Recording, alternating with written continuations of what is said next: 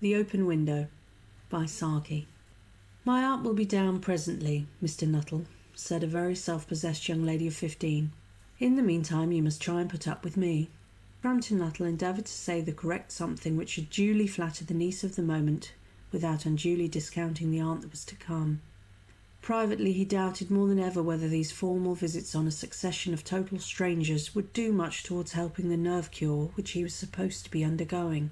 "I know how it will be," Nuttall's sister had said, when he was preparing to migrate to this rural retreat. "You will bury yourself down there and not speak to a living soul, and your nerves will be worse than ever from moping. I shall just give you letters of introduction to all the people I know there. Some of them, as far as I can remember, were quite nice." Frampton wondered whether Mrs. Sappleton, the lady to whom he was presenting one of the letters of introduction, came into the nice division. "Do you know many of the people round here?" asked the niece, when she judged that they had had sufficient silent communion. "Hardly a soul," said Frampton. "My sister was staying here, you know, some 4 years ago, and she gave me letters of introduction to some of the people here." He made the last statement in a tone of distinct regret. "Then you know practically nothing about my aunt?" pursued the self-possessed young lady. "Only her name and address," admitted the caller. He was wondering whether Mrs. Sappleton was in the married or widowed state. An undefinable something about the room seemed to suggest masculine habitation. "Her great tragedy happened just 3 years ago," said the child. "That would be since your sister visited here." "Her tragedy?" asked Frampton. Somehow in this restful country spot, tragedies seemed out of place.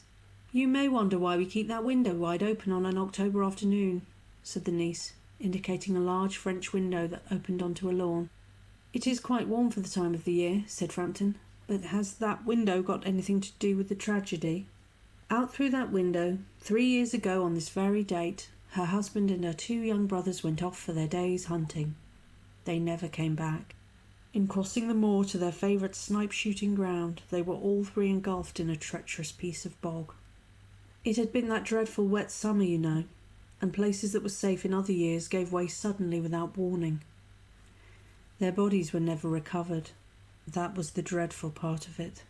Here the child's voice lost its self-possessed note and became falteringly human.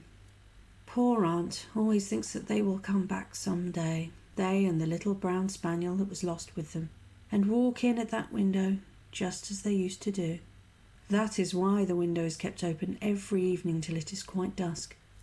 Poor dear aunt. She has often told me how they went out. Her husband with his white waterproof coat over his arm, and Ronnie, her youngest brother, singing an old song called Bertie, Wide You Bound, as he always did to tease her, because she said it got on her nerves.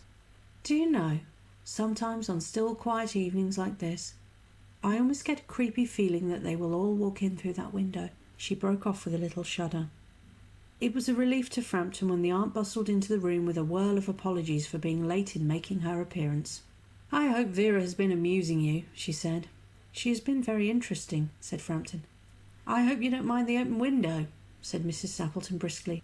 "My husband and brothers will be home directly from shooting, and they always come in this way. They've been out for snipe in the marshes today, so they'll make a fine mess over my poor carpets. So like you men folk, isn't it?" She rattled on cheerfully about the shooting and the scarcity of birds and the prospects for duck in the winter. To Frampton it was all purely horrible.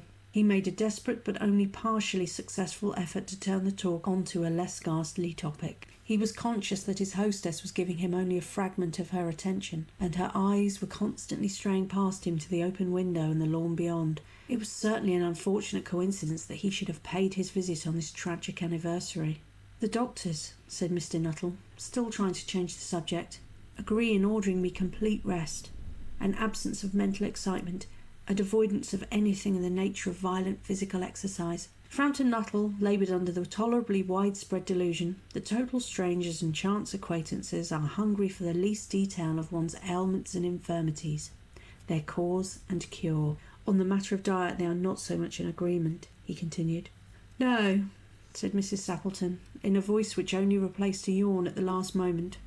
Then she suddenly brightened into alert attention, but not to what Frampton was saying. "Here they are at last," she cried. "Just in time for tea, and don't they look as if they were muddy up to the eyes?" Frampton shivered slightly and turned towards the niece with a look intended to convey sympathetic comprehension. The child was staring out through the open window with a dazed horror in her eyes. In a chill shock of nameless fear, Frampton swung round in his seat and looked in the same direction. In the deepening twilight, 3 figures were walking across the lawn towards the window. They all carried guns under their arms, and one of them was additionally burdened with a white coat hung over his shoulders. A tired brown spaniel kept close at their heels. Noiselessly they neared the house, and then a hoarse young voice chanted out of the dusk, "I said, Bertie, why do you bound?" Frampton grabbed wildly at his stick and hat. The hall door, the gravel drive, and the front gate were dimly noted stages in his headlong retreat. A cyclist coming along the road had to run into the hedge to avoid imminent collision. "Here we are, my dear," said the bearer of the white raincoat, coming in through the window. "Fairly muddy, but most of it's dry." "Who was that who bolted out as we came up?" "A most extraordinary man, a Mr. Nuttall," said Mrs. Sappleton. "Could only talk about his illnesses and dashed off without a word of goodbye or apology when you arrived. One would think he had seen a ghost." "I expect it was the spaniel," said the niece calmly. "He told me he had a horror of dogs. He was once hunted into a cemetery somewhere in India by a pack of wild dogs and had to spend the night in a newly dug grave with the creatures snarling and grinning and foaming just above him. Enough to make anyone lose their nerve. Romance at short notice was her specialty." The end.